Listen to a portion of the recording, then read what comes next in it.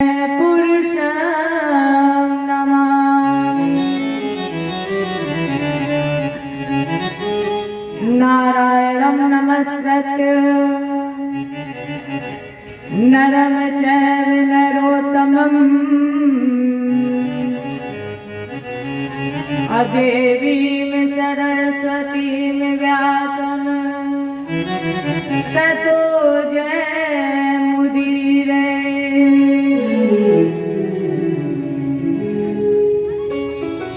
गिरिकोठाय ब्रज गोपों को बचाए लीनो, अग्नि से उबार पांडु बालक मझारी के।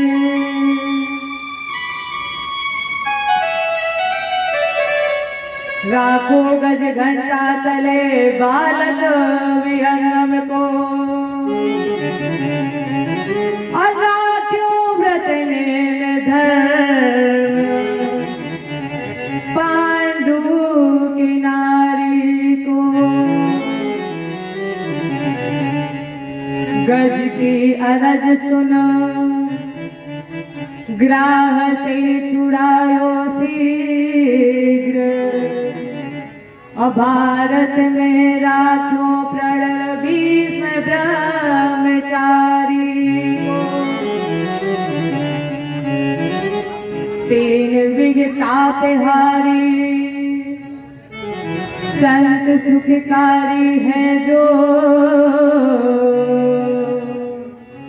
अमोह तो भरोसो वाहि श्यामले बिहारी को। हे भारत के सारथी लाखों बार प्रणाम, आकर जोर समारिए मन की छुट्टी लगा।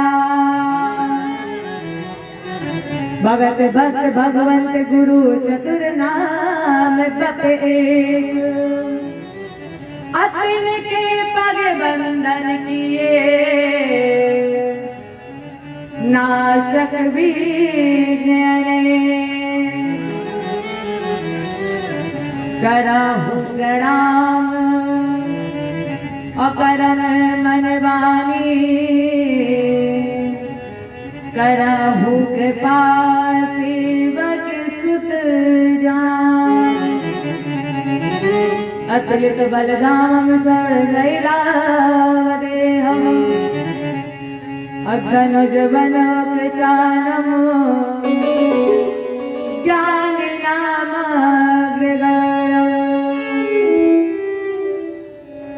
सकल गुण निधानम वाणिनारायणीशं, रघुपत प्रिय भक्तम वातजातं नमामि। रघुपत प्रिय भक्तम वातजातं नमामि। जय बोले गुरुदेव भगवान की जय, कृष्ण भगवान की जय, रामचंद्र की जय हो, उमापति महादेव की जय हो, आदिशक्ति दुर्गे मैया की जय हो, भागवत भगवान की जय हो, श्री काले काछे बाबा की जय हो। जय जय श्री, जय जय श्री, जय जय श्री राधे।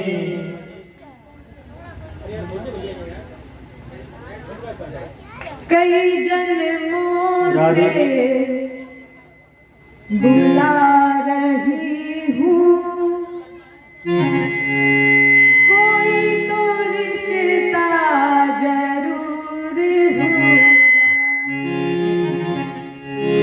कई जन्मों से बुला रही हूँ, कोई तो रिश्ता जरूर होगा।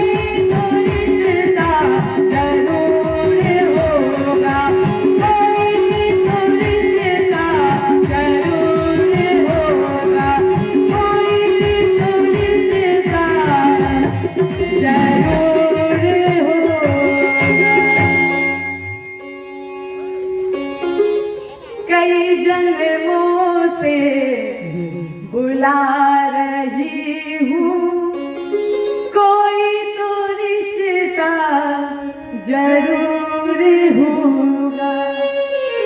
नजरों से नजरें मिला ना पाऊं, नजरों से नजरें मिला ना पाऊं, मेरी नजर का कसूर होगा। चर्चा प्रारंभ करें स्वयंभू मनु मनवंतर की। स्वयंभू मनु और शत्रुपा की जो कन्याएं थी, देवहूति, आकृति और प्रसूति, इनकी चर्चाएं कल आपके सामने रखी गई थी। राजेंद्र दो पुत्र भी थे इनके, प्रियव्रतौ उत्तानपादौ शतरूपापते सुतौ वासुदेवस्य कलया रक्षायां जगता स्थितौ। दो पुत्र थे, प्रियव्रत और उत्तानपाद। जाय उत्तानपादस्य सुनीति सुरुचिस्तयो। उत्तानपाद की दो पत्नियां थी, सुनीति और सुरुचि। सुरुचि प्रेयसी यदुर्ने पुरायत सुतो ध्रुवा। सुरुचि छोटी थी, इसलिए सुनीति का प्रेम सुरुचि के प्रति अत्यधिक था। जिस वजह से उत्तानपाद ने दूसरा विवाह किया। जिस पुत्र की कामना के लिए उत्तानपाद ने दूसरा विवाह किया, वो कामना तो पूर्ण हुई, वो भी सर्वप्रथम सुनीति के माध्यम से। उत्तानपाद की पहली पत्नी का नाम सुनीति और दूसरी पत्नी का नाम सुरुचि। तो पुत्र की कामना की वजह से उत्तानपाद ने दूसरा विवाह किया, लेकिन जो कामना पूर्ण हुई वो भी प्रथम पत्नी सुनीति के माध्यम से हुई। सुनीति से जो पुत्र हुआ, यत सुतु ध्रुवा, उसका नाम पड़ा ध्रुव। और कुछ समय के बाद सुरुचि से भी पुत्र पैदा हुआ, जिसका नाम पड़ा उत्तम। दोनों थोड़े बड़े हुए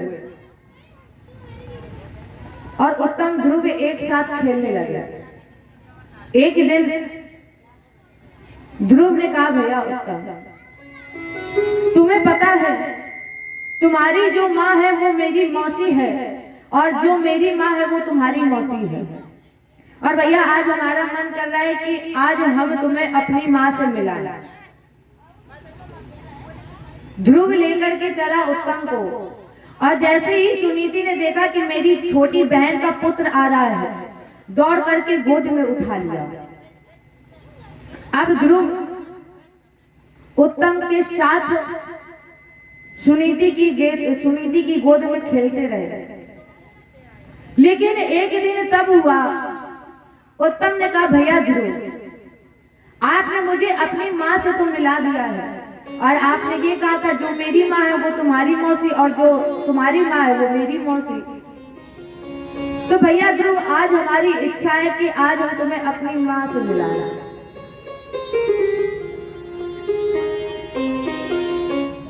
ध्रुव जब चलने लगा, उस समय ध्रुव की आयु 5 वर्ष की थी। 5 वर्ष का जब ध्रुव भयो, खेलत खेलत पितु ढिंग गयो। उत्तानपाद ने देखा कि ध्रुव आ रहा है, तो दौड़ करके अपनी गोद में उठा लिया। अब उत्तानपाद ध्रुव को अपनी गोद में लाल लड़ा रहे थे, प्यार कर रहे थे, खिला रहे थे। उत्तम वहीं पर बैठकर रोने लगा। उत्तम के रोने की आवाज जैसे ही मैया सुरुचि के कान में पड़ी, दौड़ करके आई, तो सुरुचि ने देखा कि उत्तानपाद की गोद में मेरी सौत का पुत्र है। तो सुरुचि ने सोचा कि अगर ये इसी तरह आता रहा, अपने पिता की गोद में खेलता रहा, और कहीं उत्तानपाद का झुकाव ध्रुव के प्रति हो गया, तो जिस उत्तराधिकारी के लिए मैंने ना चाहते हुए भी ये विवाह किया वृद्ध पुरुष से, हमने पति बनाया, तो वो कामना अधूरी रह जाएगी। राजन, एक बात हमेशा याद रखना, एक कम युवा लड़की, उम्र की युवा लड़की अपने से अत्यधिक पुरुष से विवाह करती है तो उसका एकमात्र लक्ष्य होता है कि सारी संपत्ति मेरे पुत्र को मिल जाए। इसी कामना की वजह से सुरुचि ने ना चाहते हुए भी वृद्ध पुरुष से विवाह किया। और जब सुरुचि ने देखा कि उत्तानपाद की गोद में मेरी सौत का पुत्र है और अगर ये इसी तरह आता रहा, कहीं उत्तानपाद का झुकाव ध्रुव की तरफ हो गया, तो ये राज का उत्तराधिकारी बना दिया जाएगा। इसलिए सुरुचि ने ध्रुव की पकड़ी बाह और कहा, अरे ध्रुव, तेरे भाग्य में पिता की गोद में खेलने का अधिकार नहीं है। बैठन को नप गोद जो लिखा होत तो कर्म, तो सुनीति के गर्भ से काहे कुले तू जन्म। अरे ध्रुव, अगर तेरे भाग्य में पिता की गोद में ही बैठना लिखा होता, अगर तेरे भाग्य में पिता की गोद में खेलना ही लिखा होता, तो तू उस अभागी सुनीति की कोख से जन्म न लेता। और अगर ध्रुव तुम्हें पिता की गोद चाहिए, अगर तुम्हें राज की आकांक्षा है, तो गर्भे तम साध्यमात्मनम यदि इच्छसि न पाशनम। अरे ध्रुव, अगर तुम्हें राज की आकांक्षा है तो त्याग दो ये शरीर और इस शरीर को त्याग करके मेरी कोख से जन्म ले लो। और जब तुम मेरी कोख से जन्म लोगे तो तुम्हें पिता की गोद में मिल जाएगी, पिता का प्यार भी मिलेगा और पिता का सिंहासन भी। इतना कहा, इतना कह करके सुरुचि ने ध्रुव को धक्के मारकर निकाल दिया। अब ध्रुव अपमानित होकर ऐसे चल पड़ा है जैसे काला नाग किसी से चोट खाकर चकरता है। आज ध्रुव इसी तरह चल पड़ा। मातु शपथन्या साधुरुक्ति विद्या अश्रसन्ने दूषाम दंड हतो यथाहि हेत्काम संतम पितरम सन्निवाचम अजगाम मातो प्ररुदन प्रकाशम। मातु शपथन्या, अब ध्रुव अपनी माँ से मिलने के लिए निकला तो उसी काले नाग की तरह चला। नेत्रों में गरम गरम आंसू बह रहे हैं जिससे आंखें लाल हो गई है। बैठते हुए अंगारी की तरह कभी ध्रुव दाएं गिरता है तो कभी ध्रुव बाएं गिरता है। माने आज ध्रुव का सारा शरीर धूल दूषित हो गया। आवाज लगाई मां। जैसे ही सुनीति ने देखा दौड़ करके गई और ध्रुव को गोद में उठाना चाहा, लेकिन ध्रुव 3 कदम पीछे हो गया। ध्रुव ने कहा, मां मैं तुम्हारी गोद में आऊंगा, लेकिन मेरा एक प्रश्न है। आप उस प्रश्न का उत्तर दे दो, मैं गोद में आ जाऊंगा। सुनीति ने कहा, पूछो बेटा क्या प्रश्न है। ध्रुव ने कहा, मां क्या मेरे पिता उत्तानपाद नहीं है। सुनीति ने कहा कि तुम्हारे पिता उत्तानपादी है। ध्रुव ने कहा, मां अगर मेरे पिता उत्तानपाद है तो फिर मुझे उनकी गोद में खेलने का अधिकार क्यों नहीं है। मुझे क्यों राज की आकांक्षा नहीं मिल रही, क्यों मुझे उत्तराधिकारी नहीं बनाया जा सकता। क्योंकि मैं तो ज्येष्ठ पुत्र हूं ना। ज्येष्ठ पुत्र होने के नाते इस राज्य का उत्तराधिकारी मुझे बनना चाहिए था। लेकिन मां ये अधिकार मुझसे क्यों छीन लिया गया। क्या आपसे कोई अपराध हो गया है जिसकी सजा आज मुझे मिल रही है। सुनीति जान गई कि मेरा छोटा पुत्र मेरी छोटी बहन से मिलकर आ रहा है। भैया ध्रुव, मैंने तुम्हें इसलिए पैदा नहीं किया है कि तुम पिता की गोद में खेलो। ध्रुव, सत्यम सुरुचा विहितम भवान में यद दुर्वा गया उदरे गृहीतः अनन्य भावे निज धर्म भाविते। अरे ध्रुव, मेरी छोटी बहन सुरुचि ने ठीक ही तो कहा है कि तुम मुझ जैसे अभागी की कोख से जन्म लिए हो, लेकिन ध्रुव फिर भी मैंने तुम्हें इसलिए पैदा नहीं किया है कि तुम पिता की गोद में खेलो। मैंने तुम्हें इसलिए पैदा नहीं किया है कि तुम पिता की दी हुई संपत्ति का भोग करो। ध्रुव ने कहा तो फिर पैदा ही क्यों किया है, क्यों मुझे पैदा किया? सुनीति ने कहा कि मेरे जन्म में, तेरे जन्म में मेरा एक स्वार्थ था। ध्रुव ने कहा ओह, क्या एक माँ भी स्वार्थी होती है? माँ, मेरे जन्म में तुम्हारा क्या स्वार्थ था? सुनीति ने कहा स्वार्थ ये था कि तुम्हें जन्म लेने के बाद मैं माँ बन जाऊंगी। मैं अपना स्वार्थ सिद्ध करना चाहती थी कि तेरे जन्म लेने के बाद मैं माँ बन जाऊंगी। ध्रुव ने कहा तो फिर आप माँ बन गई। सुनीति ने कहा कि दुख तो इसी बात का है कि तेरे जन्म लेने के बाद भी मैं माँ नहीं बनी। ध्रुव ने कहा तो फिर माँ कैसे बनोगी? माँ बनने का अधिकार किसे है? सुमित्रा जी ने कहा पुत्रवती युवती जग सोई, पुत्रवती युवती जग सोई, पुत्रवती युवती जग सोई, पुत्रवती युवती जग सोई, पुत्रवती युवती जग सोई, पुत्रवती युवती जग सोई, रघुपति भगति, रघुपति भगति जासु सुत होई, रघुपति भगति जासु सुत होई, पुत्रवती युवती जग सोई, रघुपति भगति जासु सुत होई। इस संसार में उस स्त्री को मां कहलाने का अधिकार है किसे? जिस मां के गर्भ से जन्म लेने वाला बच्चा भगवत भजन करता हो, वो मां बड़ी भाग्यशाली है। जिसकी कोख से, जिसके गर्भ से बच्चा जन्म लेने वाला भगवत भजन करता हो। तो ध्रुव ने कहा कि मां मुझे पुत्र बनने का गौरव प्रदान करो। सुनीति ने कहा तुम मेरे पुत्र तो हो।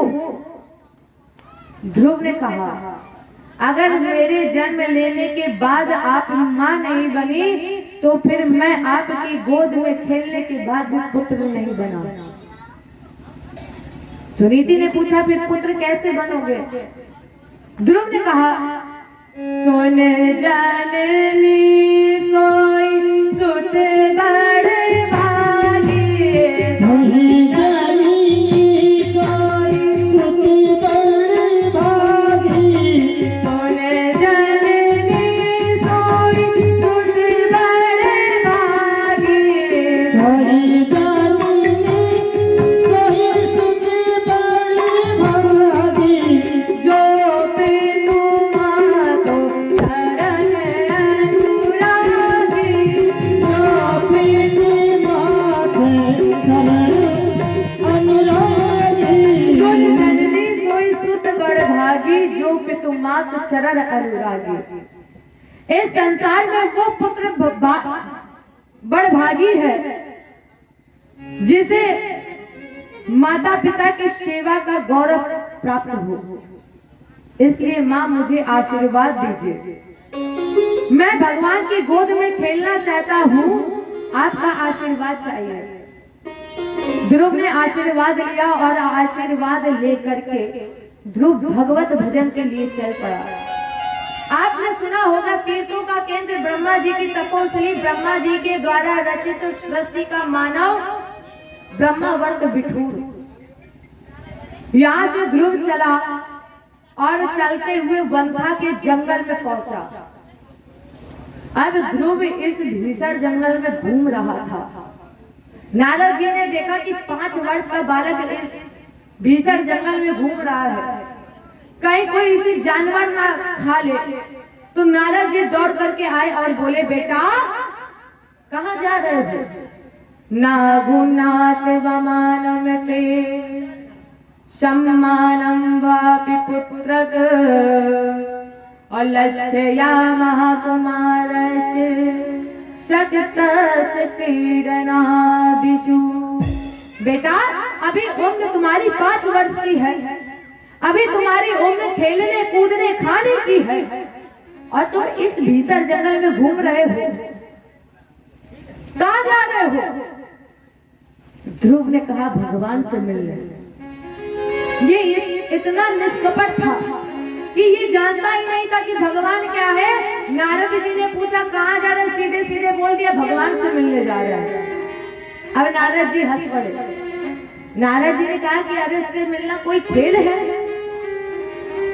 बेटा उम्र अभी तुम्हारी 5 वर्ष की है और जिससे तुम मिलने की चाहत रखते हो उसके लिए तो लिखा गया है, कोटि जन्म मुनि तने कराए, कोटि जन्म मुनि तने कराए, कोटि जन्म मुनि तने कराए, कोटि जन्म मुनि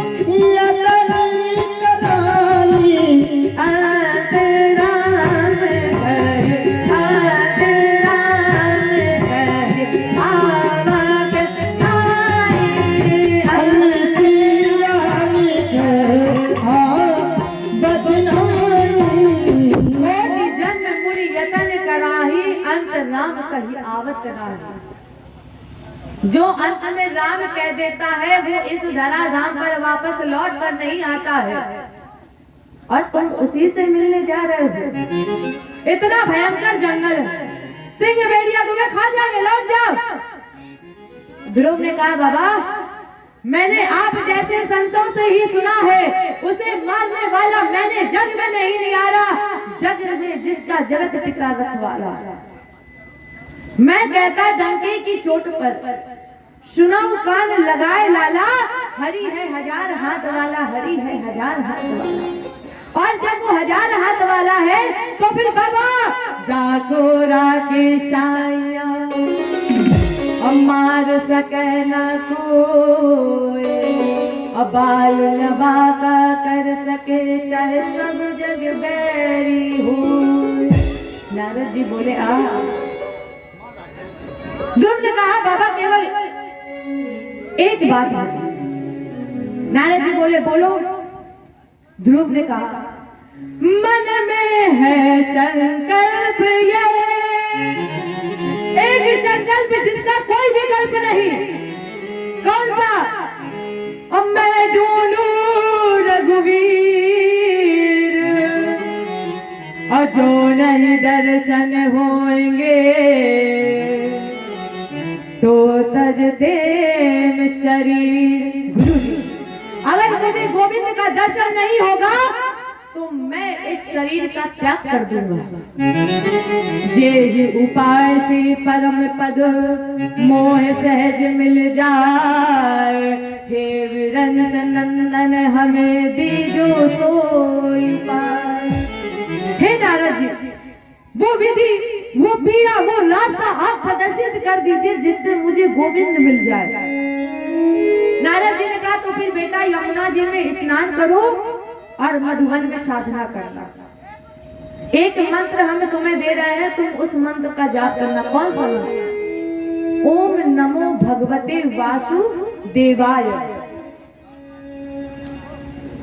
वासुदेवाय नहीं, ओम नमो भगवते वासुदेवाय, इस मंत्र का जाप करना।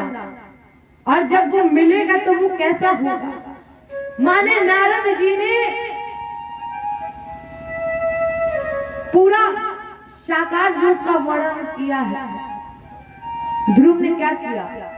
ध्रुव ने उस मंत्र को याद किया और भक्ति की लेखनी उठाई और मन की गोद में वो चिन्ह बना लिया।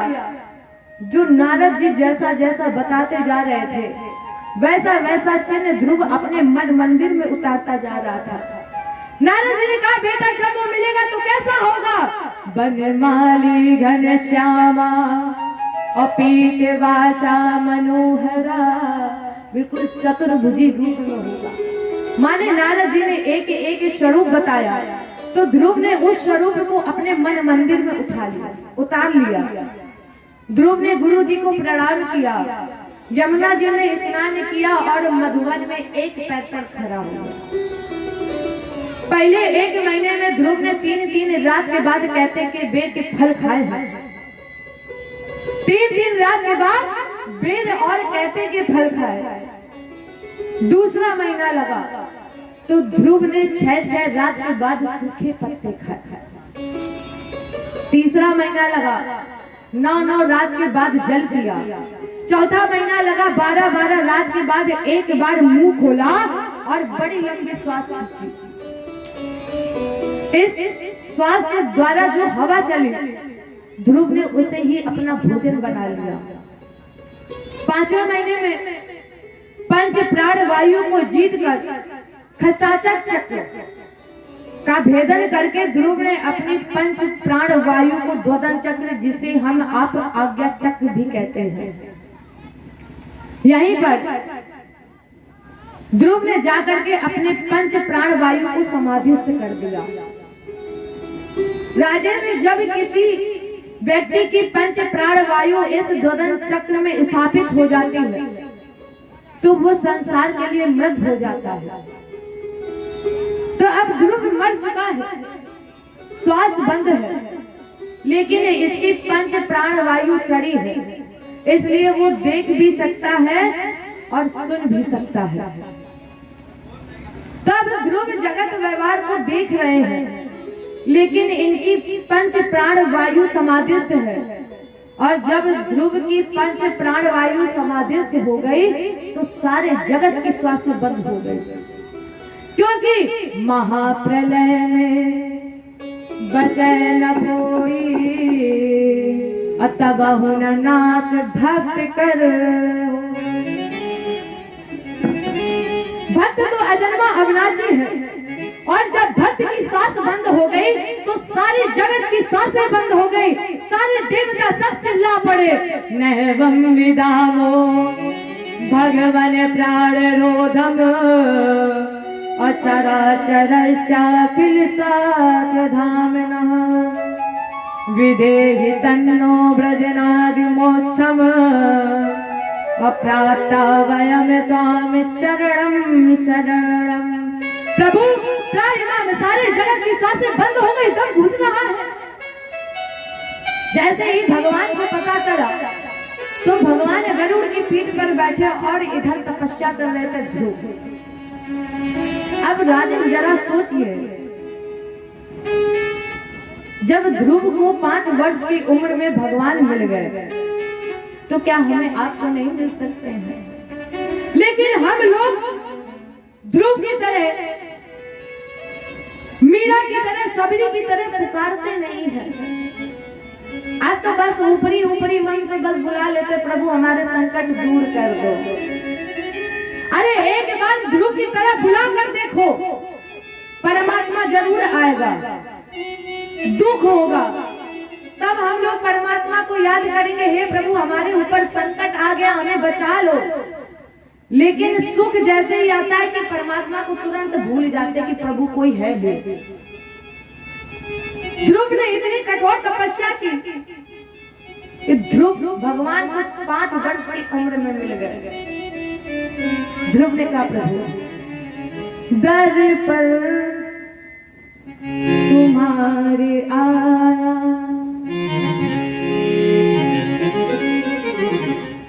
हे प्रभु अब हम आपके दर पर आए हैं।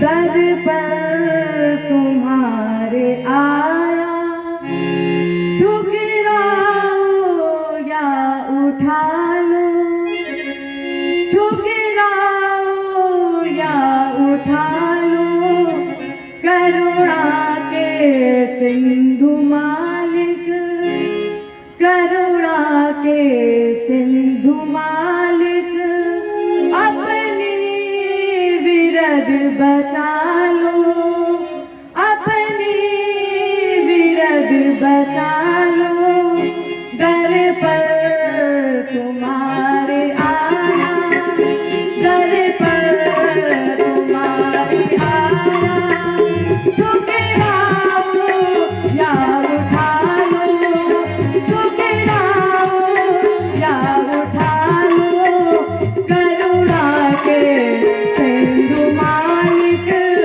करुणा के सिंधु मालिक, अपनी विरद बचा लो, अपनी विरद बचा लो, दर पर तुम्हारे आया।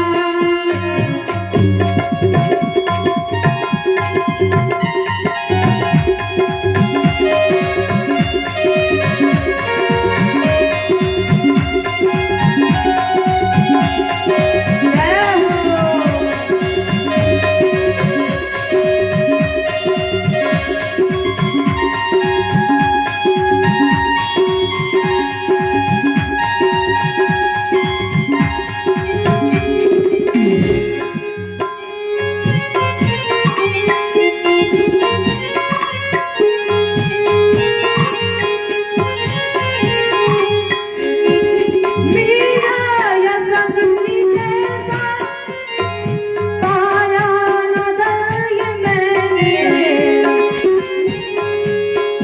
मीरा सबरी जैसा माया नहीं न मैंने, जो है दिया तुम्हारा, जो है दिया तुम्हारा, लो अब इसे संभालो, लो अब इसे संभालो, दर पर तुम्हारे आया, दर पर तुम्हारे आया।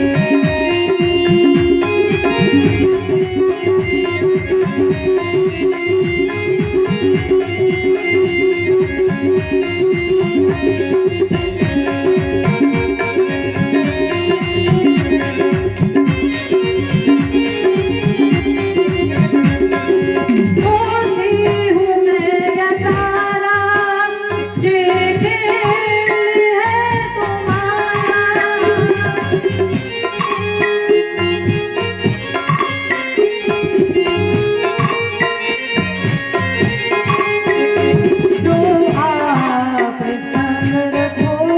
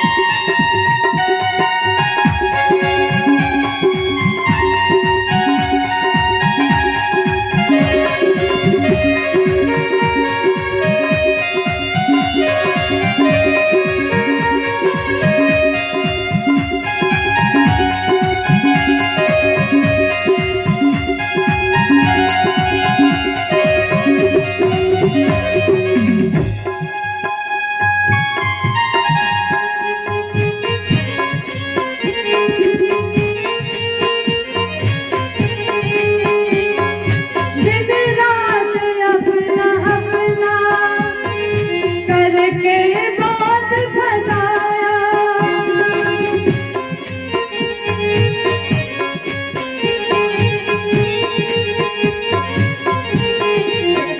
कोई हुआ ना अपना, कोई हुआ ना अपना, अब अपना मुझे बना लो, अब अपना मुझे बना लो, दर पर तुम्हारे आया, दर पर तुम्हारे आया, ठुकराओ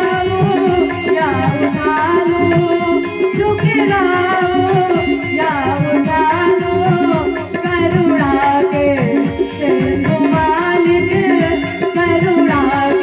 लो, ठुकराओ या उठा लो, करुणा के सिंधु मालिक, करुणा के सिंधु मालिक, अपनी विरद बजा लो, अपनी विरद बजा लो, दर पर तुम्हारे आया, दर पर तुम्हारे आया, दर पर तुम्हारे आया।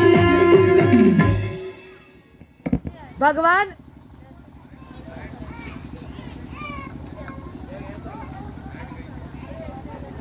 आया, ठुकराओ या उठा लो, ठुकराओ या उठा लो, करुणा के सिंधु मालिक, करुणा के सिंधु मालिक, अपनी विरद बचा लो, अपनी विरद बचा लो, दर पर तुम्हारे आया। जैसे ही भगवान को पता चला, भगवान गरुड़ की पीठ पर बैठे और ध्रुव के सामने प्रकट हो गए। भगवान ने कहा, उत्तिष्ठो, ध्रुव उठो, तुम्हारी तपस्या पूर्ण हो गई, बेटा वर मांग लो। लेकिन ध्रुव ने नेत्र नहीं खोले, क्यों? अब ऐसे भी जो ध्रुव अपने मन मंदिर में भगवान को उतार चुका है, पूरा स्वरूप ध्रुव ने अपने मन मंदिर में बसा लिया, तो फिर उसे बाद जगत में देखने की क्या जरूरत है? ध्रुव अपने मन मंदिर में ही भगवान का दर्शन कर रहे हैं, इसलिए ध्रुव ने नेत्र नहीं खोले। भगवान ने क्या किया? भगवान ने ध्रुव के हृदय में जो प्रकाश था, जो तेज था, जो ज्योति थी, वो अंधकार में परिवर्तित कर दी। और ध्रुव भगवान को मन मंदिर में ही ढूंढ रहे थे, ध्रुव छटपटा रहे थे, लेकिन ध्रुव को भगवान दिख ही नहीं रहे थे, क्योंकि भगवान ने ध्रुव के हृदय में अंधकार डाल दिया। और जैसे ही ध्रुव को दीदार नहीं हुआ, तो ध्रुव धराम से गिरना चाहता था धरा पर, इसके पहले गोविंद ने ध्रुव को अपने हृदय से लगा लिया। ध्रुव को भगवान ने गोद में उठा लिया और कहा, ध्रुव तुम्हारा स्थान मेरे हृदय में है। हमारे ध्रुव ने भगवान की उस दिव्य छवि का दर्शन किया, चरणों में प्रणाम किया, लेकिन ध्रुव कुछ कहना चाहता था, ध्रुव के मुंह वाणी से शब्द ही नहीं निकल रहे थे। अब जिसके सामने परमात्मा साक्षात हो, क्या उसके मुख से, उसके वाणी से कुछ शब्द निकलेगा? जैसे ही ध्रुव ने भगवान को देखा, सब कुछ भूल गया, कुछ बोलना चाहता था, लेकिन उसकी वाणी से शब्द ही नहीं निकले। और जब ध्रुव की वाणी से शब्द नहीं निकले, तो भगवान ने अपना शंख ध्रुव के कपोलों से स्पर्श कराया, तो ध्रुव की वाणी से अपने आप ही शब्द निकल पड़े। और ध्रुव प्रार्थना करने लगा, प्रभु आज मेरा जीवन धन्य हो गया।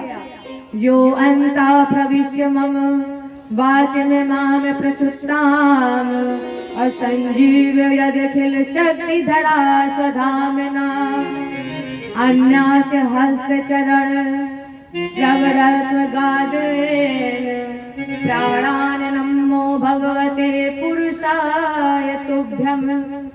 जो मेरे अंतःकरण प्रविष्ट होकर मेरी चित्त शक्ति, मेरी सोई हुई कान, आंख, नाक, त्वचा ये सब वृद्ध हो चुकी थी, लेकिन इस वृद्ध इंद्रियों को जो जीवित कर रहे हैं, ऐसे अंतर्यामी प्रभु हम आपको बारंबार नमस्कार नमन प्रणाम करते हैं।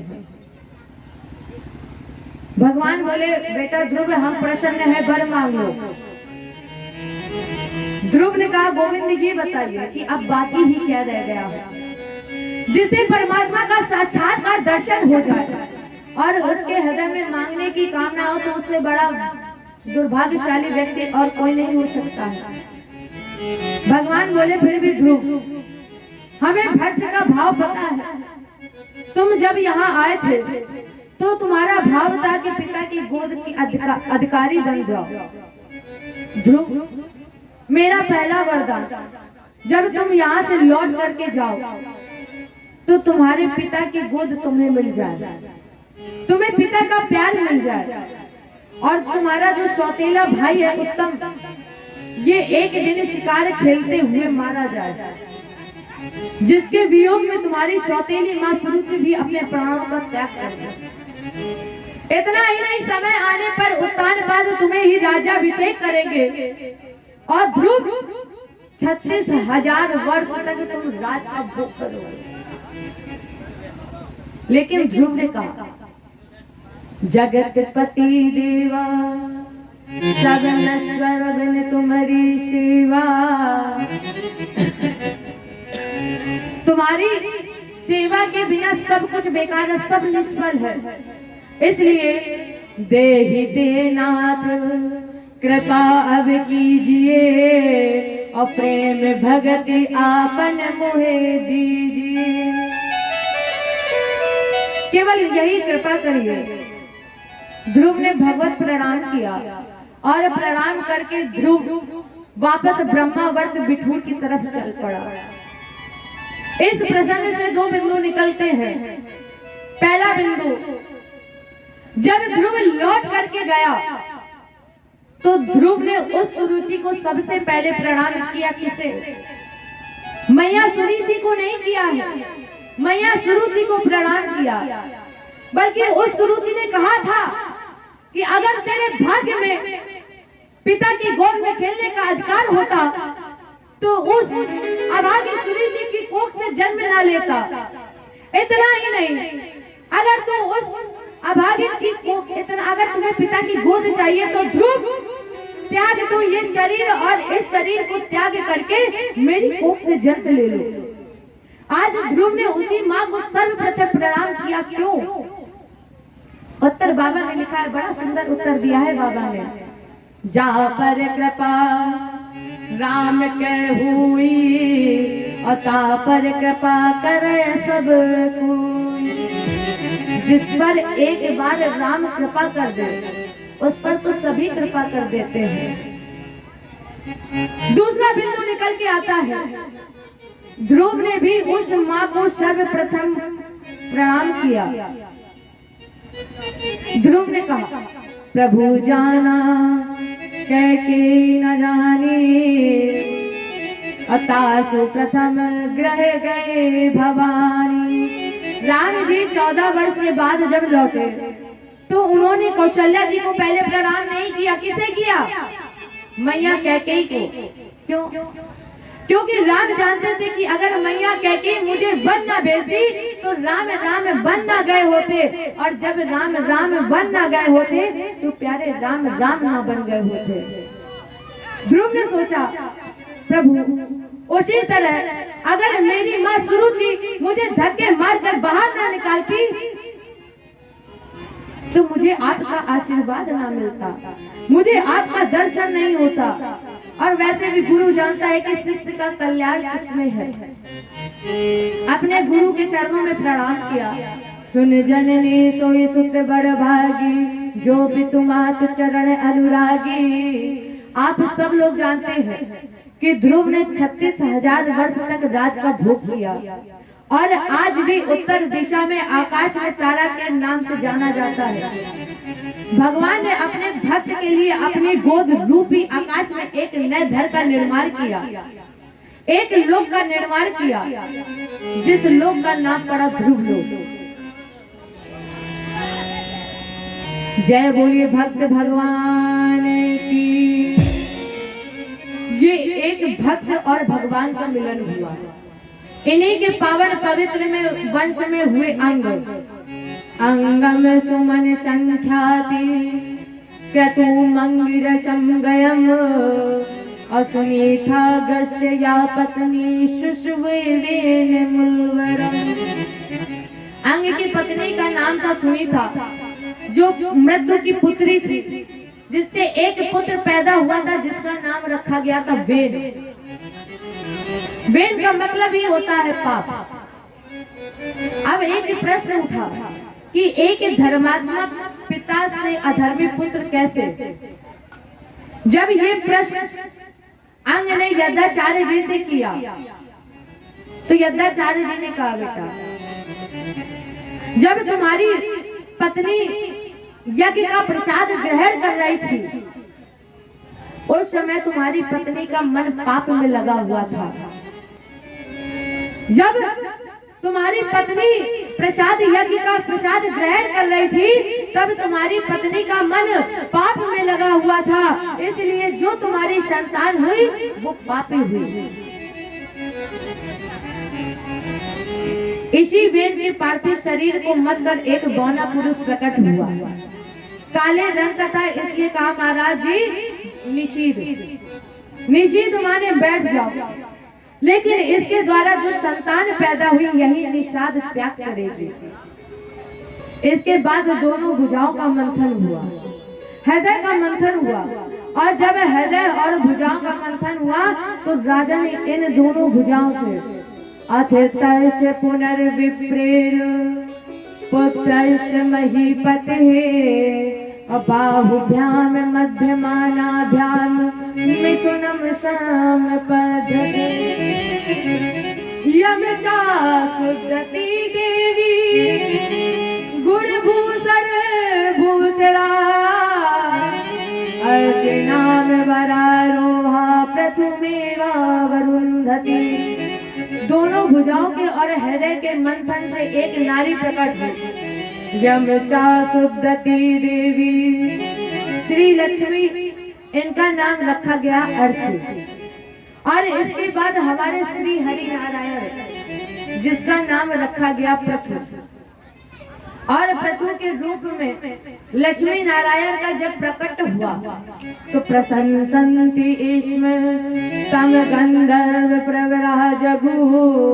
जब इनका अवतार हुआ तब उस समय देवता नाग किन्नर सब प्रशंसा करने लगे।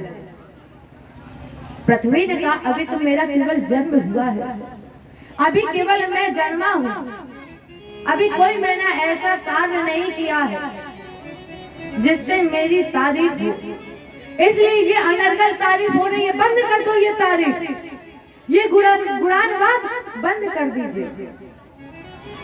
महात्माओं ने पृथु को राजा बना लिया। 24 अवतारों में एक अवतार है महाराजा पृथु का, जिन्होंने जग कल्याणार्थ इस पृथ्वी का रोहण किया। पृथु ने इस पृथ्वी को समतल किया, बराबर किया। पृथु ने 100 अश्वमेध यज्ञ की दीक्षा ली। ब्रह्मावर्ते मनो क्षेत्रे यत्र प्राची सरस्वती। सरस्वती जी के बना ब्रह्मावर्त बिठूर में अत्रि जी के सानिध्य में एक प्रतिज्ञा ली, एक संकल्प लिया कि हम 100 अश्वमेध यज्ञ करेंगे, जिसमें से 99 यज्ञ पूर्ण हो गया, 100वें यज्ञ की तैयारी हो गई। अब जब दिग्विजय के लिए घोड़ा छोड़ा गया तो इंद्र घबरा गया। इंद्र ने सोचा कि अगर ये यज्ञ पूरा हो गया तो कहीं मेरा इंद्र पद ना चला जाए, इसलिए इंद्र ने उस घोड़े का हरण कर लिया। प्यारे, एक बात हमेशा याद रखना कि जीने के लिए 3 चीजें बहुत जरूरी है। 3 बातें बहुत जरूरी है जीने के लिए। पहली बात, 24 घंटे में एक बार सत्य जरूर। लेकिन अगर आपने एक बार भी सत्य नहीं बोला 24 घंटे में, तो फिर आपका जीवन ये बेकार है। आपको कहा सच भी बोल रहे हैं तो लोग समझे कि अरे ये झूठ बोल रहा है। सच को सच मानते नहीं और झूठ को कहा सच मान ले। तो प्यारे, जीने के लिए 24 घंटे में एक बार सत्य और दूसरी एक बार ईश्वर का दर्शन, ये भी बहुत जरूरी है। अगर आपने परमात्मा का दर्शन ना किया तो जीवन व्यर्थ है। आज से कहा जाता है कि जब भी आपको मौका मिले 24 घंटे में एक बार जरूर भगवान का नाम जरूर गाएं, भगवान का दर्शन जरूर करें। और तीसरी बात निकल के आती है, करने के लिए कुछ ना कुछ काम। क्यों? अब जब कुछ काम नहीं होगा तो प्यारे एक जगह बैठे रहोगे और फिर अचानक से आपसे बोल दिया जाए भैया चलो यहाँ एक काम करना है, तो फिर कहोगे भैया अब उठने की हमारी हिम्मत नहीं है। तो ये 3 चीजें जरूरी है जीने के लिए, ईश्वर का दर्शन, एक बार सत्य और कुछ ना कुछ करने के लिए काम। आप जरा सा भी चूक गए तो इंद्र पीछे ही खड़ा रहता है। जरा सा चूके नहीं कि इंद्र ने आपका सारा फल ले लिया। माने जितना भी आपने पुण्य किया, पूजा किया, और वैसे भी पूजा करने के बाद कुछ ना कुछ करने के बाद ये हमेशा बोलना चाहिए ओम ब्रह्मात्मनम अस्तु। जो कुछ भी है प्रभु आप ही का तो दिया हुआ है, आप ही ने दिया है तभी हम ये कर रहे हैं। और जरा सा आप चूके नहीं कि इंद्र सारा फल ले जाएगा। तो जैसे ही घोड़ा छोड़ा तो इंद्र ने घोड़े का हरण कर लिया। अब यज्ञ के आचार्य का दायित्व होता है कि उस यज्ञ में जो भी कमी हो उस कमी को पूर्ण करवाए। तो अत्रि जी ने देखा कि यज्ञ में व्यवधान हो रहा, आवाज लगाई प्रभु तुम्हारे घोड़े का हरण हो गया। अत्रि राघो जितो हम तुम प्रथु पुत्रो महारथ। तुम्हारे जो 5 पुत्र थे उसमें से सबसे बड़े पुत्र को भेज दो।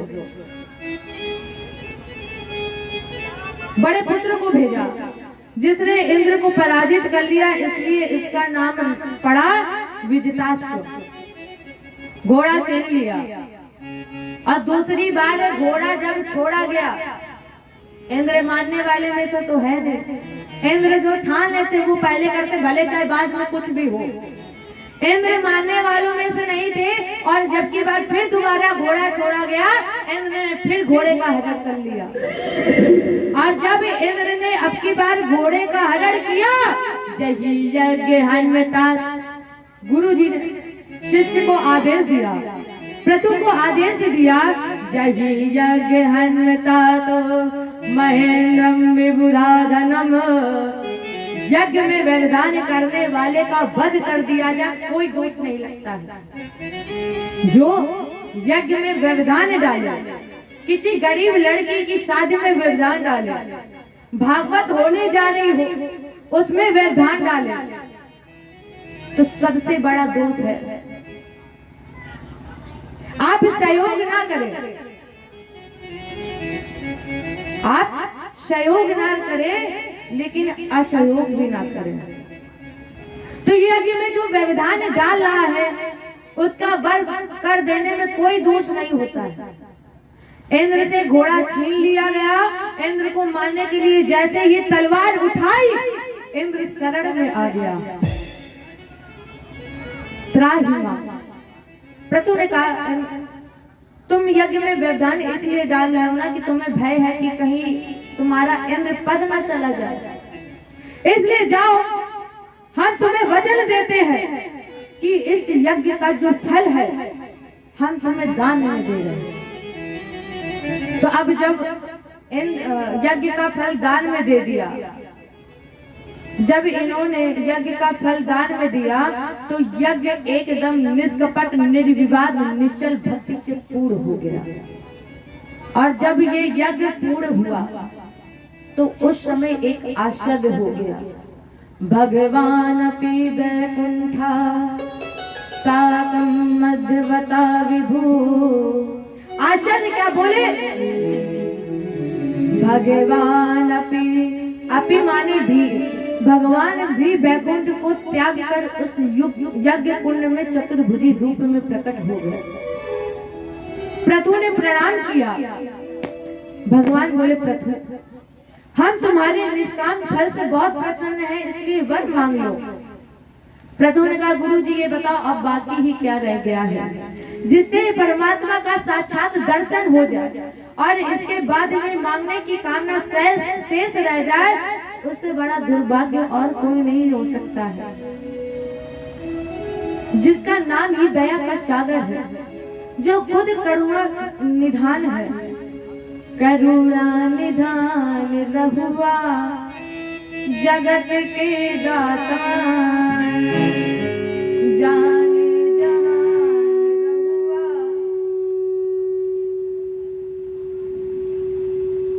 जय जय श्री, जय जय श्री। चलिए एक बार भजन, फिर आगे प्रश्न को बढ़ाया जाए। गोविंद मेरो। कितनी अच्छी माता है कि केवल एक लाइन बोली अपने आप ही ताली बजने लगी। ऐसे ही भक्त होते हैं। गोविंद मेरो। ऐसे भिनभिना रहे जैसे मक्खियां नहीं भिनभिनाती, इकट्ठी हो जाती है, तो उसी तरह मक्खियों की तरह भिनभिना रहे हैं। गोविंद मेरो है।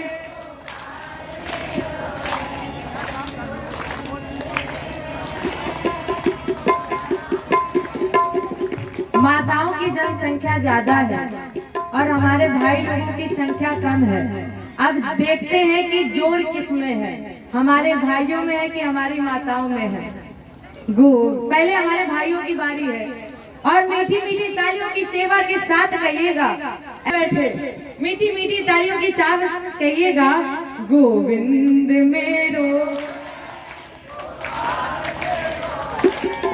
गोविंद मेरो।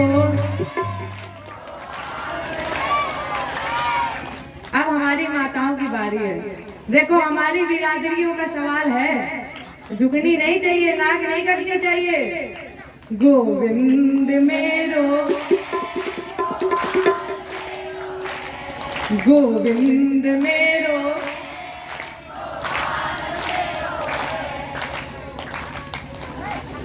इससे सही तो हमारे भाई लोग हैं। अरे इतनी संख्या, थोड़ा दम लगाओ। गोविंद मेरो है। और सभी भक्त दोनों हाथ उठा के मीठी मीठी तालियों की सेवा के साथ, गोविंद मेरो है। गोपाल मेरो है। गोविंद मेरो है।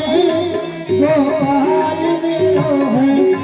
शिवा के बिहारी नंदलाल मेरो है। शिवा के बिहारी नंदलाल मेरो है। गोविंद मेरो है। गोपाल मेरो है। गोविंद मेरो है। गोपाल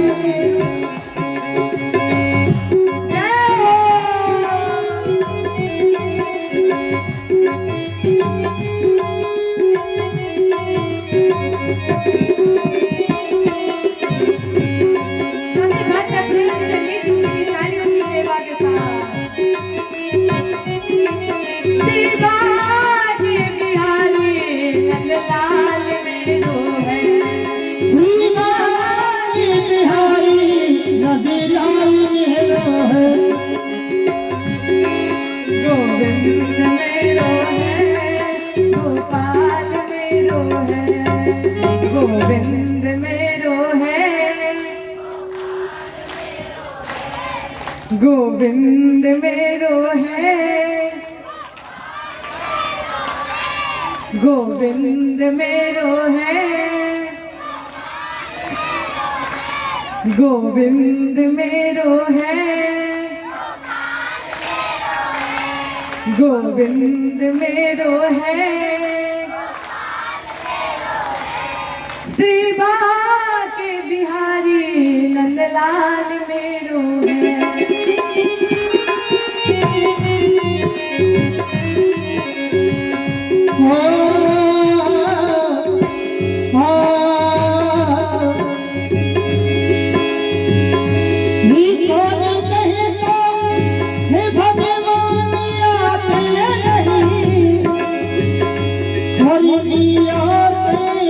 कैसे बुलाते हैं,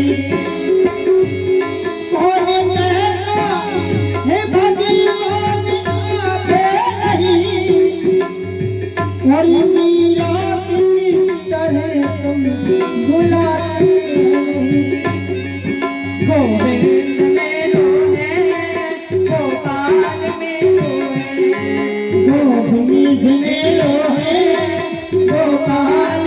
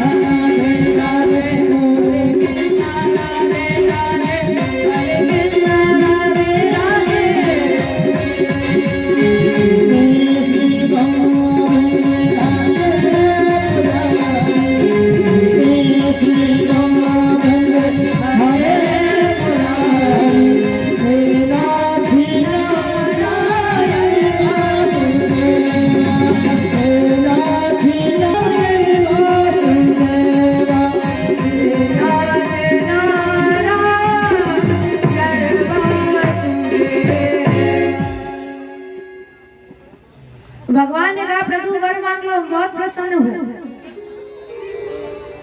जिसका नाम दया का सागर है, जो करुणा निधान है, और उस करुणा निधान का दर्शन हो जाए, इसके बाद भी साधक के हृदय में मांगने की कामना शेष रह जाए। और ठाकुर जी अगर आप कुछ मुझे देना चाहते हैं तो फिर दीजिए। क्या विद्वस कड़रायुत में समय वरा, ठाकुर जी मुझे प्रसाद के रूप में दीजिए 10,000 कान। भगवान ने पूछा इन कानों से क्या करोगे? बोले आपकी कथा सुनेंगे। भगवान ने कहा अरे लोग 2-2 कानों से कथा सुनकर थक जाते हैं। आज सुनते हैं कल नहीं आते, कहते हैं अरे हमने कल तो सुन ली, अब आज जाकर क्या करेंगे। 2 कानों से कथा सुनकर थक जाते हैं, और तुम कह रहे हो कि मुझे 10,000 कान दे दो और सुनोगे हमारी कथा। उसने बड़ा अच्छा उत्तर दिया, कहा प्रभु इन 10,000 कानों से हम सुनेंगे आपकी कथा, क्योंकि 2 कानों से मुझे कथा सुन के जो रस मिलता है, जो आनंद मिलता है, और लोग क्या कहते हैं कि हम थक गए हैं, लेकिन हमें जो 2 कानों से आनंद मिलता है, इसलिए हम चाहते हैं प्रभु मुझे दीजिए 10,000 कान, जिससे मैं 10,000 कानों से आज की कथा सुनकर उन कानों से रस प्राप्त करूं। इतना ही नहीं, दे दो दुनिया का त्याग प्रभु और अपने चरणों में अनुराग। अब एक सोचने का विषय है कि अनुराग क्यों मांगा। आप चाहे जितने जप तप कर ले, लेकिन जब तक आप के अंदर अनुराग नहीं है, तब तक भगवान की प्राप्ति असंभव है। चाहे जितने जब तक करे, चाहे जितनी पूजा करे, चाहे जितने आप मंदिर में जा ले, जब तक आपके हृदय में अनुराग नहीं है तब तक भगवान की प्राप्ति असंभव है। इसलिए ठाकुर जी क्या कीजिए, मुझे दीजिए 10,000 कान, दुनिया का त्याग और अपने चरणों में अनुराग। इन्होंने शरद कुमार जी से दीक्षा ली और ज्येष्ठ पुत्र को राजा बनाया और शेष जीवन इन्होंने भगवत भजन में समर्पित कर दिया। इन्हीं के वंश में हुए प्राचीन भैया। इन्होंने तो इतने यज्ञ किए कि इन यज्ञों में उपर्युक्त जब कुशाओं को विसर्जित किया गया तो ये सारा भूमंडल फट गया। इन्हीं के पुत्र का नाम था प्रचेता। लेकिन राजेंद्र, ये प्रसंग हम आगे चल के सुनाएं। इस दक्ष का इतिहास मैं आगे चलकर सुनाऊं, क्योंकि अभी मेरे मन में एक विचार उठा है। आपने बताया था कि स्वयंभू मनु के दूसरे पुत्र का इतिहास आपने सुनाया। प्रिय व्रतौ उत्तान पादौ शतरूपा पते सुतौ। ये तो हमने आपके सामने उत्तान पाद का जीवन, इनके वंश की व्यवस्था की। उत्तान पाद के भाई थे प्रियव्रत, जिन्होंने 2 विवाह किए। राजा परीक्षित का गुरु जी प्रियव्रतो भागवत आत्मा राम कथम मुनि अग्रहे रमत अनमूला कर्म बंद बराभव। जो नारद के उपदेश से विरक्त हो चुका, उसने गृहस्थ जीवन कैसे अपना लिया। सुखदेव जी ने कहा, राजेंद्र ये सत्य है कि गृहस्थ जीवन में अनेकों व्याधियां हैं, अनेकों संकट है गृहस्थ जीवन में। लेकिन गृहस्थ जीवन अपने जीवन में ये 3 चीजें, 3 बातें मान ले तो उसका गृहस्थ जीवन बड़े ही सुखमय से बीत सकता है। कौन सी 3 चीजें, कौन सी 3 बातें? पहली बात, मातृ पितृ देवो भव। हमारे आपके लिए अगर कोई भगवान है, सबसे बड़ा अगर कोई तीर्थ है तो वो हमारे माता पिता है। अगर हमने माता पिता की आज्ञा मान ली, माता पिता की सेवा कर ली, तो फिर अगर हम भगवान का दर्शन ना करें, भगवान के मंदिर ना जाए, उसमें कोई दोष नहीं है। और अगर आपने माता पिता की सेवा ना की, माता पिता की आज्ञा का पालन नहीं माना, फिर चाहे तुम जितने भी तीर्थ जा लो, चाहे तुम जितने भी मंदिर जा लो, भगवान भी तुमसे कभी खुश नहीं होंगे। अगर भगवान को खुश करना है तो सबसे पहले अपने माता पिता को खुश करो, अपने माता पिता की आज्ञा मानो, अपने माता पिता की सेवा करो। और आजकल ये देखते ही नहीं कहाँ है कहाँ नहीं है। अगर माँ ने कुछ बोल दिया तो बच्चा एकदम से चिल्ला के बोलता, माँ बैठ जाओ। तुम्हें क्या पता आजकल क्या होता है, और तुम्हें ज्यादा पता है आजकल क्या होता है। माँ को समझा रहे हो, जिसने पूरी दुनिया देखी है उसे तुम समझा रहे हो क्या होता है। एक बात हमेशा याद रखना, अगर माँ बाप तेरे खुश नहीं है तो फिर तुम चाहे जितने तीर्थ जा लो, कभी तुम खुश नहीं रह सकते हो। और अब तो एक वो आश्रम बनवा दिया गया है, क्या नाम है उसका, वृद्धा आश्रम। बूढ़े हुए नहीं कि वहीं पर डाल दिया। अरे याद करो, एक बात हमेशा याद रखना, जो व्यवहार तुम अपने माता पिता के साथ करोगे, वही व्यवहार तुम्हारे साथ तुम्हारे बच्चे एक ना एक दिन जरूर करेंगे। जिस माँ ने ना जाने कितनी मेहनत करके, ना जाने कितने संकट झेल के तुम्हें रोटी खिलाई, प्यार से रखा, आज वही बच्चे अपने माँ बाप को वृद्धाश्रम भेज देते हैं। स्थिति यहाँ तक आ जाती है, घर में अगर माँ बाप हो तो लड़ाई हो जाती है कि रोटी कहीं कम ना पड़ जाए, रोटी खिलाने के लाले पड़ जाते हैं। अरे कुछ नहीं, कम से कम 2 रोटी ही दे दो। बुढ़ापे में कितना कोई खाता, 2 रोटी ही। अरे नहीं, कुछ कम से कम अपने माता पिता की सेवा कर लो। अगर तुम अपने माता पिता की सेवा नहीं करोगे तो एक दिन तुम्हारे बच्चे तुम्हारी सेवा नहीं करेंगे। अरे कम से कम यही सोच के कर लो कि हमारी सेवा नहीं करेंगे तो हम कर ले तो हमारी सेवा हो जाएगी। राम जी ने कहा है, सुन जननी सोई सुत बड़ भागी, जो पितु मात चरण अनुरागी। जो अपने माता पिता की सेवा करते हैं उन्हें फिर कहीं तीर्थ में जाने की जरूरत नहीं है, कहीं मंदिर में भटकने की जरूरत नहीं है। परमात्मा स्वयं आ जाएंगे तुम्हारे दर पे। और दूसरी बात निकल के आती है, अतिथि देवो भव। अतिथि भी हमारे भगवान है, लेकिन कौन से अतिथि? सुनिएगा, वो अतिथि नहीं जो 1 घंटे पहले ही फोन करके बता रहे कि हम इतने बजे आएंगे। वो अतिथि नहीं है, वो तो रिश्तेदार हो गए। अतिथि वो होते हैं जो बिना बताए अचानक आपके दर पर आ जाए, वो अतिथि है। जो बता के वो कहाँ अतिथि है?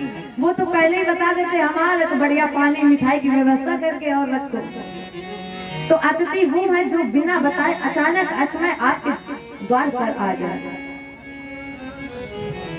तीसरी बात, गुरु देवो भव। अब ध्यान से सुनिएगा, गुरु का अर्थ क्या है, गुरु का मतलब क्या है? गु माने अंधकार, रु माने प्रकाश। जो गुरु अपने शिष्य को अंधकार से निकाल के प्रकाश की ओर ले जाए, वो सच्चा गुरु है। जो अपने शिष्य को अंधकार से प्रकाश की ओर ले जाए, वो सच्चा गुरु है, ना कि जो प्रकाश से अंधकार की ओर ले जाए। और आजकल तो ऐसे ऐसे गुरु बन रहे, इतने गुरु बन रहे हैं कि बस केवल हमें धन दो और शिष्य बन जाओ। पहले मंत्र दिया जाता तो कान में दिया जाता था कि दूसरे वाले को सुनाई ना पड़े कि मंत्र क्या दिया है। और अब मंत्र तो ऐसे बोले जाते हैं, माइक में ऐसे फेंक के दिए जाते हैं, 1 रुपए दो मंत्र ले जा, रुपए दो मंत्र ले जा। वो गुरु नहीं होते हैं। और आजकल गुरु ये कहते हैं कि हम भगवान हैं, हमें भगवान मान लो। राजन एक बात बताओ, अगर वो भगवान है, अगर हमारे गुरु भगवान, हमारे लोग कहते हैं कि हमारे दर्शन करो, भगवान का दर्शन हो जाएगा, हम भगवान हैं, हमें भगवान मान लो।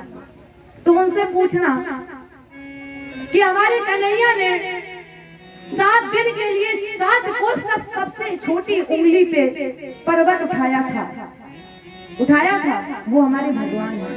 और अगर आप अपने आप को भगवान कह रहे हो तो 7 दिन की बात छोड़ो, 7 घंटे की बात छोड़ो, आप 10 मिनट ही हाथ उठाए रहो लगातार, तो हम मान लेंगे कि आप भगवान हैं। 10 मिनट की बात छोड़ो, 2 मिनट के बाद डॉक्टर को ही बुलाना पड़ेगा, हाथ नीचे का तो प्लास्टर चढ़वाना पड़ जाए। इतना अंधकार छा गया है। और आजकल पढ़े लिखे लोग ज्यादा इसमें आते हैं कि हम भगवान, हमें हमारा दर्शन कर लो, भगवान का दर्शन हो गया, हमें भगवान मान लो। तो गुरु वो होता है जो अपने शिष्य को अंधकार से निकाल के प्रकाश की ओर ले जाए, वो सच्चा गुरु है। और यही 3 बातें अगर गृहस्थ जीवन मान ले तो उसका गृहस्थ जीवन बड़े अच्छे से चल सकता है। बिन वो भाव निधि शरण कोई, चाहे विरंच शंकर सम हुई। इसलिए ये 3 बातें मान लीजिए। और यही प्रियव्रत ने किया। नारद जी के उपदेश से विरक्त हो चुका था, लेकिन इनके माता पिता का आदेश था, इसलिए इन्होंने 2 विवाह किए। प्रथम विवाह इनका विश्वकर्मा की पुत्री बृहस्पति जी से हुआ, जिससे इनके 10 पुत्र हुए। एक कन्या पैदा हुई जिसका नाम रखा गया उर्जस्वती, जो शुक्राचार्य जी के साथ ब्याही गई। 10 पुत्रों में से 3 पुत्र कवि, महावीर और शबर। इन्होंने नैतिक ब्रह्मचर्य लिया। 7 पुत्र बचे प्रियव्रत के पास। दूसरी पत्नी से इनके 3 पुत्र पैदा हुए, उत्तम, तामस और रैवत। ये तीनों अपने मनमंत्रों वाले स्वामी हुए। राजन जी, ये वो पीवत है जिन्होंने रथ पर बैठ करके भगवान सूर्य की 7 परिक्रमा की। इन 7 परिक्रमाओं से इस पृथ्वी पर 7 रास्ते बने हैं। यही 7 रास्ते 7 समुद्र के रूप में परिवर्तित हो गए। परिणाम स्वरूप जब 7 समुद्र बन गए तो ये सारी पृथ्वी 7 भागों में बट गई और इस पृथ्वी की नाप है 50,000 करोड़ योजन। एक योजन में 4 कोस होते हैं, एक कोस में 3 किलोमीटर होते हैं। 7 द्वीपों में बटी। अब प्रियव्रत के पास 7 पुत्र ही बचे थे। इन्होंने अपने 7 पुत्रों को एक एक द्वीप का राजा बना दिया। प्रथम द्वीप के राजा बने आग्नेय, जिन्होंने मंदराचल पर्वत पर तपस्या करके पुरचित नाम की अप्सरा से विवाह किया, जिससे 9 पुत्र पैदा हुए। और जब पुरचित नाम की अप्सरा स्वर्गारोहण करने के लिए चली गई तो आग्नेय ने जम्मू द्वीप के 9 खंड कर दिए और जम्मू द्वीप के 9 खंड करके इन्होंने एक एक पुत्र को एक एक खंड का राजा बना दिया। प्रथम खंड के राजा बने नाभि, जिनकी पत्नी का नाम था मेरु देवी। बहुत समय तक इनकी कोई संतान पैदा नहीं हुई तो इन्होंने पुत्रेश यज्ञ कराया और इस पुत्रेश यज्ञ के प्रसाद से इन्हें एक पुत्र की प्राप्ति हुई, जिसका नाम पड़ा ऋषभ। ऋषभ माने होता है श्रेष्ठ। 24 अवतारों में ये भी एक अवतार है भगवान का, ऋषभ देव जी का। अब जब इनका जहाँ परमात्मा आते हैं वहां तो आनंद की बरसात होती है, ये निश्चित है। इंद्र को द्वेष हो गया, जलन हो गई तो इसने उस राज्य में वर्षा करना बंद कर दिया। ऋषभ देव जी ने अपने तप बल के द्वारा अपने राज्य में वर्षा की। इंद्र हार मान गया और इंद्र की पुत्री जयंती से विवाह कर दिया। और जब जयंती का विवाह ऋषभ देव जी के साथ हो गया तो इनसे 100 पुत्र पैदा हुए। इन 100 पुत्रों में से राजेंद्र 9 पुत्र योगेश्वर नाम से प्रसिद्ध हुए, जैसे कवि हरि अंतरिक्ष प्रबुद्ध चमस ध्रुविल कर भाजन। ये 9 पुत्र योगेश्वर नाम से प्रसिद्ध हुए। अब इनके पास बचे 81 पुत्र।